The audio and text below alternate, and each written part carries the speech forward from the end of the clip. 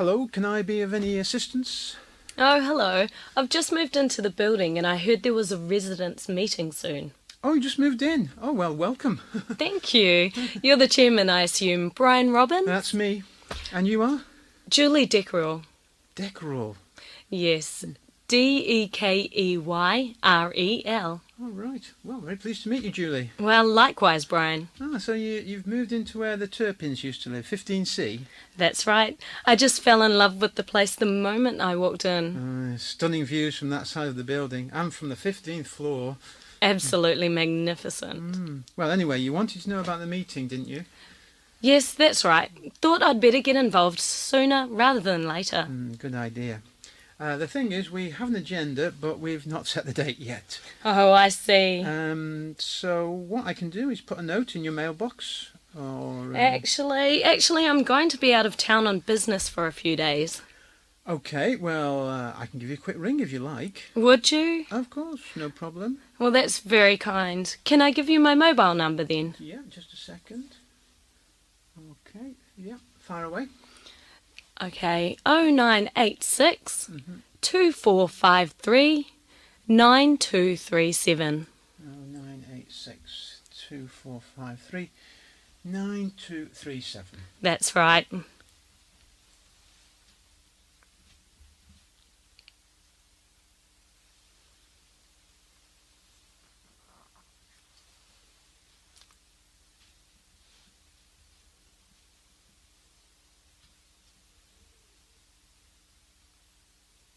So you say you've got the agenda already? We have. I haven't got a copy with me, but I can probably tell you off the top of my head. If you could, that would be great. I'll just make a note. Oh, okay. Well, issue number 1 is the roof, of course. I'm assuming you are aware of the repair that's needed. Oh, yes. Don't worry. I was informed about that.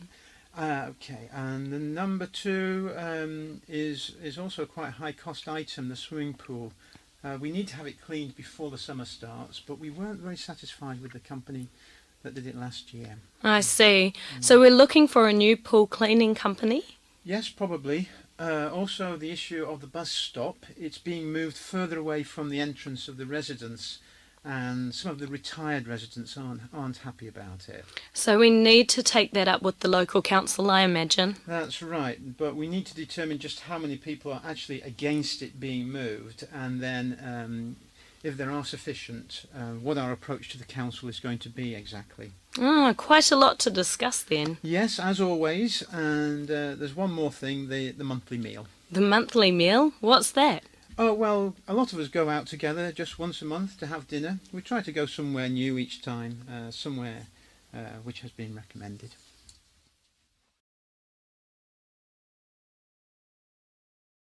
So we have to cut the agenda for this meeting because we simply don't have the time to cover everything. So what do you think? What's priority at the moment and what can we leave for another day? Well, I really feel we need to discuss the noise issue. It's getting worse every weekend. Well, I second that. Okay, so that's the first issue. Now we've also got the staffing issue. Also, pest control has not yet been sorted out. There's the library planning issue, which we also need to discuss, the planting of more trees, and something we mustn't forget, the Christmas party. Well, I'd be very much in favour of discussing the trees. I mean, we've had that on the agenda for several months now, and we haven't moved forward on that at all. Well, that's very true, but shouldn't we be giving priority to the pest control? We certainly don't want a repetition of what happened last winter. I think we probably already know what action we'd like to take on the pest control, no? Yeah, I think so, yeah. So we can keep that on the agenda and deal with it quite quickly. Okay, as long as we can do that quickly. And the trees issue? Well, the other thing that I think we at least need to make a start on is the Christmas party. You know how quickly everything gets booked up. But there's still 10 weeks to go. I think it could wait another week. I could go along with that. Okay then. And what about the staffing issue? It's going to take a few weeks to find a good replacement for George. And also the planning permission for the extension to the library is something we have to discuss. If that goes ahead, it will block a lot of light from our apartments. Yeah, that's true. That's probably more important than the trees, actually. I agree. So we need to discuss that today. And the trees, time permitting. Okay then, the trees, time permitting. Okay, and then coming back to the staffing issue. If we're going to deal with the noise problem properly, I don't think we can fit it in. Yeah, I agree. Okay, let's leave it. So we've got our agenda for today. Let's make a start.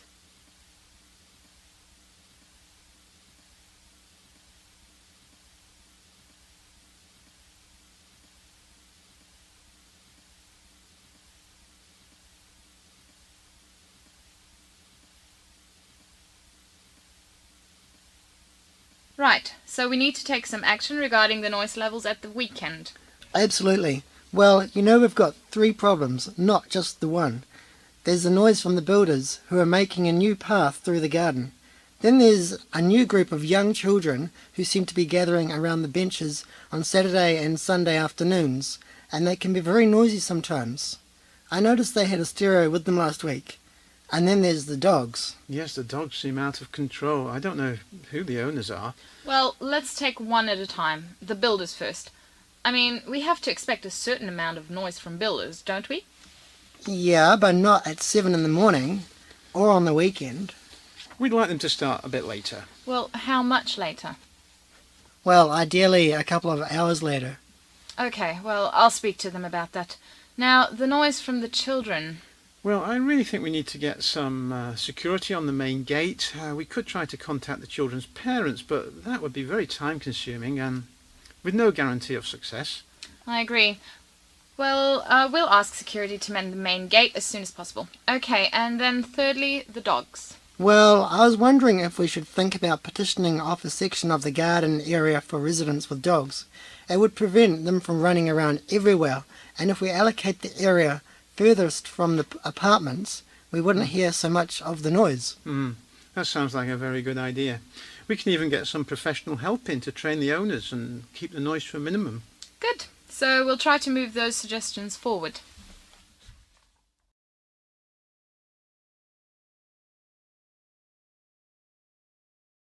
Hi everyone. Okay, so for this, my final presentation of the politics module, I'd like to talk about some initiatives for change in society. Actually, I've come up with 6 main areas where I think improvements could be made, and these areas are the role of local residents, the welfare system, the health system, volunteering, being green, and finally, immigration. So I'll start with the role of local residents. I think there's a lot to be gained in allowing local people the vote on local issues. If we give people the power to say yes or no to changes in their local community, then I'm sure this will lead to happier, more integrated communities. So that's the first point. In addition, local people should be allowed to take control of local services. For example, local people could form a cooperative to run the local post office or the local bus service. In this way, everyone would feel a stronger attachment to their local communities. They would take more of an interest, and this would make for a better local society. Okay, secondly, the welfare system. The welfare system needs to be amended because rather than helping people in need, it is having a rather different effect. It is not really helping many of these people because giving someone a free ride is not really helping them in the long term. Many of these people need help in getting their lives on track, not simply by being given handouts. Not only that, but also this welfare system is having a secondary negative effect by causing a rift between people. Basically, between people who are going out to work every day and the people who are able to but refuse to. So welfare needs to be distributed in a more effective way. My third point concerns the health system.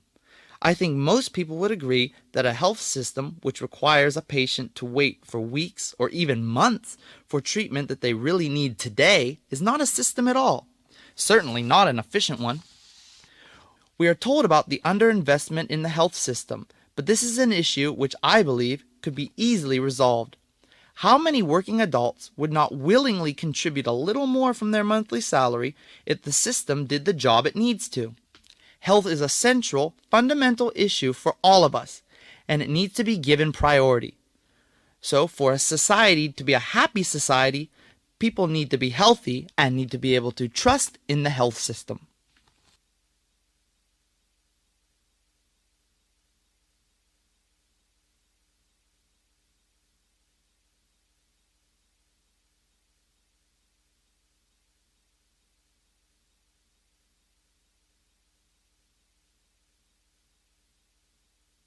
Moving on to my next point then, volunteering. Volunteering is a kind of given in many societies in the world. Many people volunteer on a regular basis for a whole range of tasks.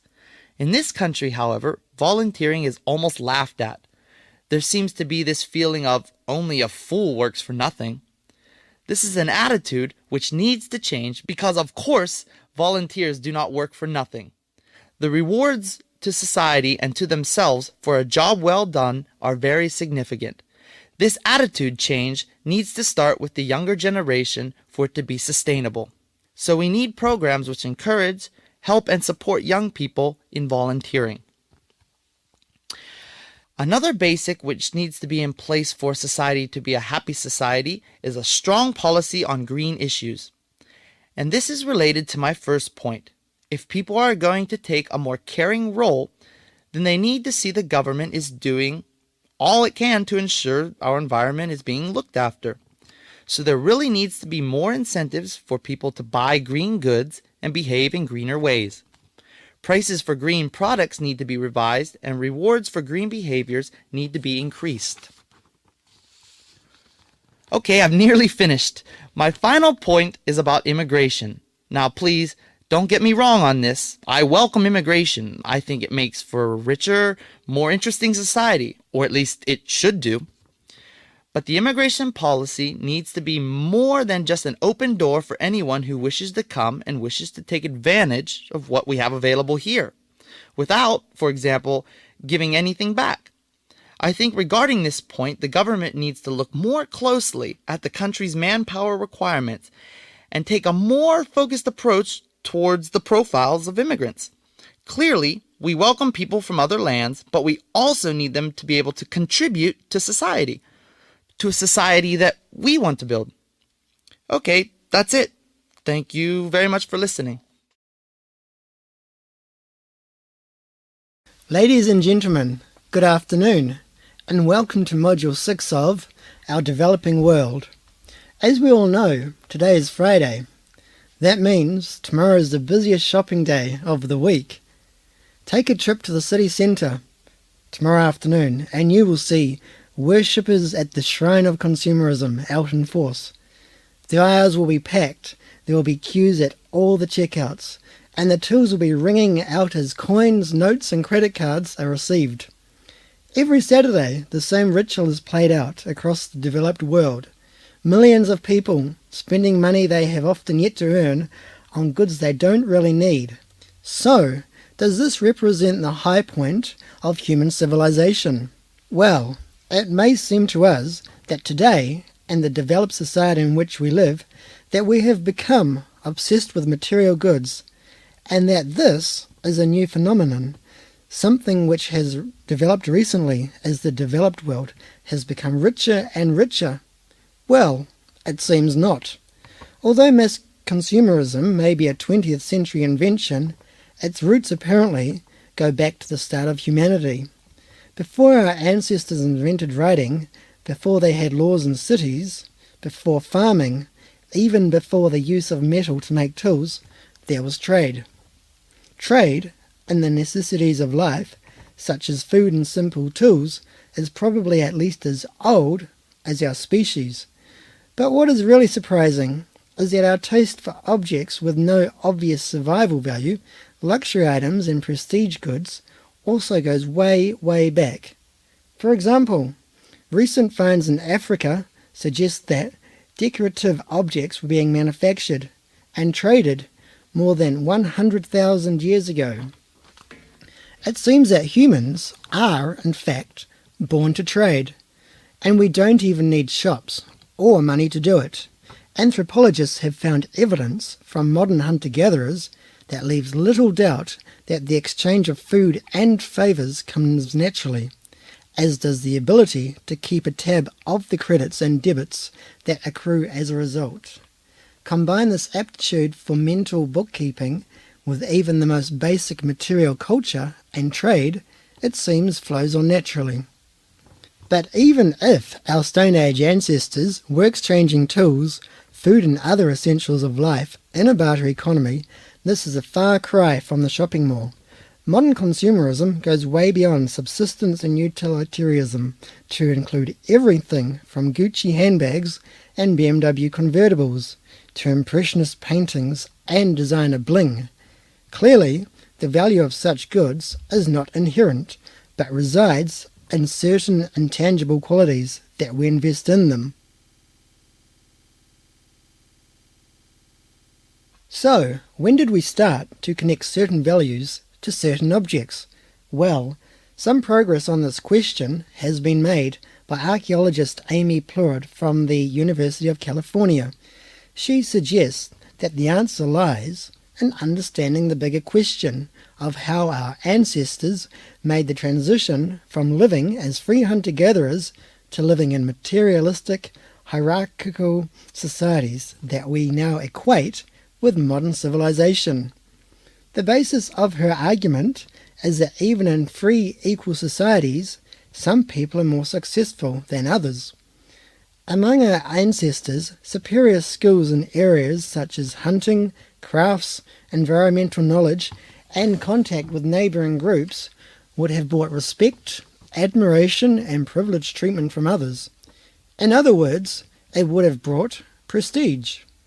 And because prestige brings social benefits, people would want to show off their talents.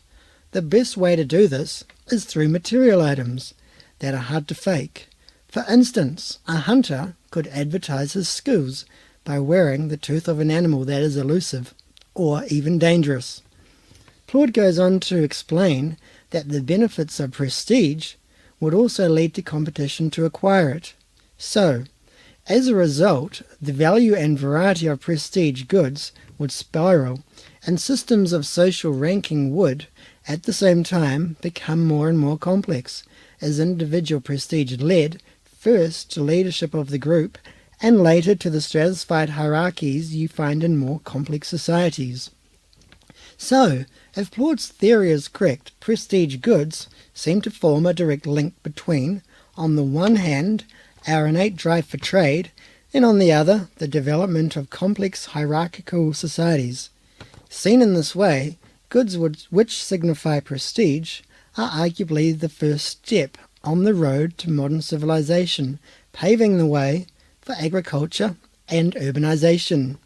So, we may not be impressed by beads, axes and fishing hooks anymore, but their modern equivalents have the same fascination for us today.